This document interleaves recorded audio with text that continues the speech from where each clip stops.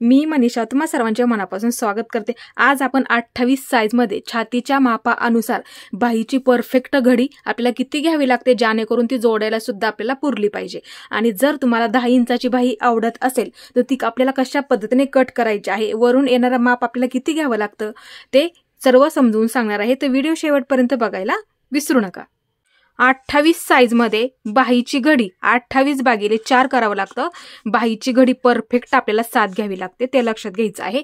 हे आपल्याला जोडायला सुद्धा पुरणार आहे, त्याच्यामुळे जास्त घ्यायचं काही गरज नाही। परफेक्ट इथे ही बाहीची घडी 7 घ्यावी लागते। तुम्हाला जर 10 इंचाची बाही कट करायची असेल, अस्तरची बाही अनुसार इथे आपण बघत आहोत, ते लक्षात घ्यायचं आहे। 10 इंचाची जर बाही तुम्हाला कट करायची असेल तर त्यामध्ये 1 इंच जास्त घ्यावं लागतं शिलाईसाठी, मिळून आपल्याला इथे आकाराची उंची घ्यायची आहे। बाहीची उंची जर तुमची तयार 10 असेल, लक्षात घ्यायचं आहे। अस्तरची बाही आपण इथे बघत आहोत, 1 इंच जास्त घ्यायचं आहे, मिळून आपल्याला इथे आकाराची उंची घ्यायची आहे, ते लक्षात घ्यायचं आहे।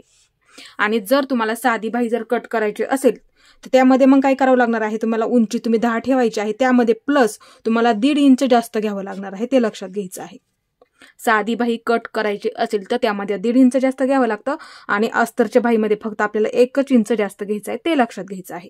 आता इथे आपल्याला बाहीची मापे टाकायची आहेत। हा मी पेपर घेतलेला आहे, तुम्ही सुद्धा अशाच पद्धतीने पेपर कटिंग करून ठेवायचं आहे तुमच्या मापाचं, म्हणजे ब्लाऊज पिसावरती ठेवून पटकन ती मार्किंग करायला तुम्हाला सोपं जाणार आहे। ही आपली पूर्ण बंद बाजू आहे, ते लक्षात घ्यायचं आहे। इथं आपण अस्तरच्या बाही अनुसार बघत आहोत। बाहीची उंची 10 लक्षात घ्या, त्यामध्ये 1 इंच जास्त घेऊन आपल्याला आकाराची उंची ठेवायची आहे। तुम्ही सुद्धा अशाच पद्धतीने बाही कट करून घ्यायची आहे। डायरेक्ट आपण आकाराची उंची टाकूया। हे पहा, इथं 11 वरती मार्किंग करून घेते, इथे सुद्धा मी 11 वरती मार्किंग करून घेते। आता ह्या बाजूला एक अशी लाईन ओढून घ्यायची आहे, एकदम सोपं आहे, हे नक्की तुम्हाला जमणार आहे। हे पाचच्या पद्धतीने एक लाईन अशी ओढून घ्यायची आहे। इथून इथे आपण बाहीची उंची घेतली। आता आपल्याला बाहीची घडी टाकायची आहे। 28 साइज मध्ये बाहीची घडी आपल्याला 7 घ्यायची आहे, लक्षात ठेवायचं आहे। परफेक्ट ती बाही सुद्धा आपल्याला जोडायला सुद्धा पुरते। आता ह्या बाजूने बंद बाजूने ह्या बाजूने 7 इंचावरती हे 7 इंच मार्किंग करून घ्यायचं। हे पाचच्या पद्धतीने इथे 7 वरती मार्किंग करून घेते, इथे सुद्धा मी एक 7 वरती मार्किंग करून घेते आणि एक अशी लाईन ओढून घ्यायची आहे इकडच्या बाजूला। हे पाचच्या पद्धतीने एक अशी लाईन ओढून घ्यायची आहे। आता इथे खाली दंडगेर फिटिंग बाहीची उंची तुमची बघायची आहे, कुठपर्यंत 10 येते तिथे लगेच असं करायचं। हे पहा, अशा पद्धतीने टेप पकडायचा, हे पहा अशा पद्धतीने, आणि लगेच असं मोजून घ्यायचं आहे तुमचं अंतर किती भरते लक्षात घ्या। त्याचा आपल्याला दुसरा भाग करावा लागतो, म्हणजे हे पूर्ण दंडगेर मोजून घ्यायचा आणि त्याचा असं निम्म करायचं आणि ते इथं मार्किंग करून घ्यायचं, लक्षात घ्यायचा।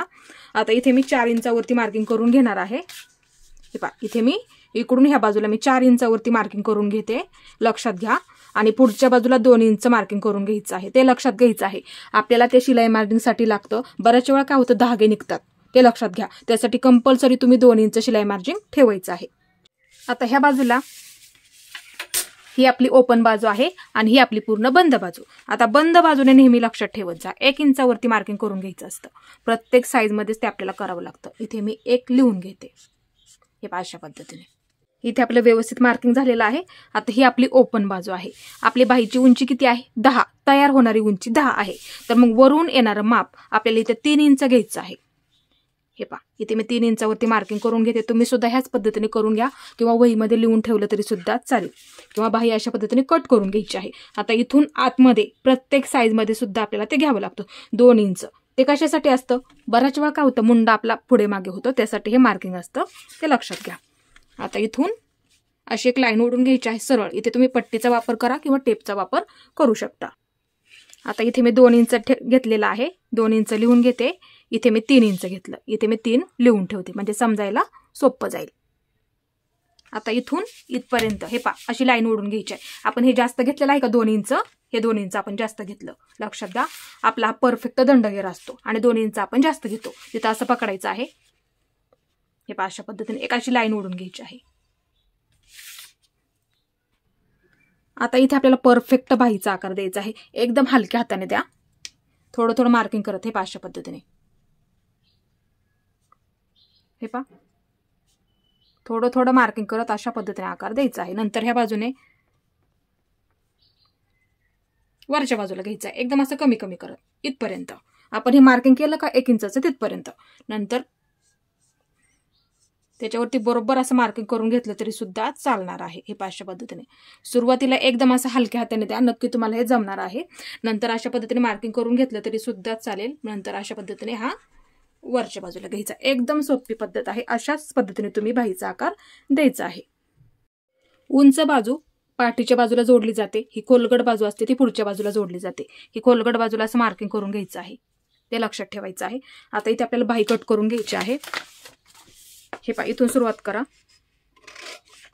आणि असं पेपर कटिंग करून ठेवा, लक्षात घ्यायचं आहे. हे पहा, आता हे दोन्ही सुद्धा सर्वात आधी हे दोन्ही सुद्धा एकदम बाहीचा आकार तुमचा व्यवस्थित येऊन जाणार आहे.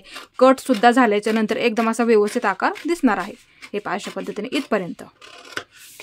आणि मध्यावरती मार्किंग करून घ्या इथे, कारण की ज्यावेळेस आपण अस्तरवरती बाही अशा पद्धतीने ठेवतो लगेच मार्किंग करायला तुम्हाला असं सोपं जाईल, ते लक्षात घ्यायचं आहे.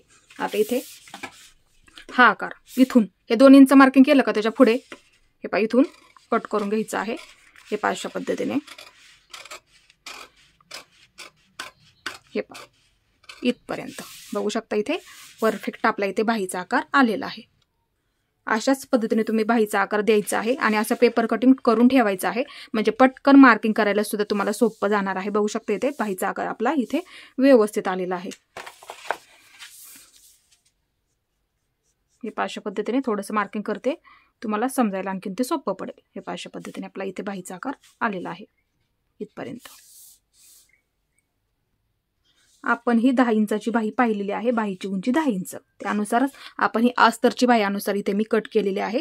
तुम्ही सुद्धा अशाच पद्धतीने बाही कट करून घ्यायची आहे. आणि माझा आजचा व्हिडिओ तुम्हाला कसा वाटला ते सुद्धा मला नक्की सांगा. आणि माझा पूर्ण व्हिडिओ पाहिल्याबद्दल धन्यवाद.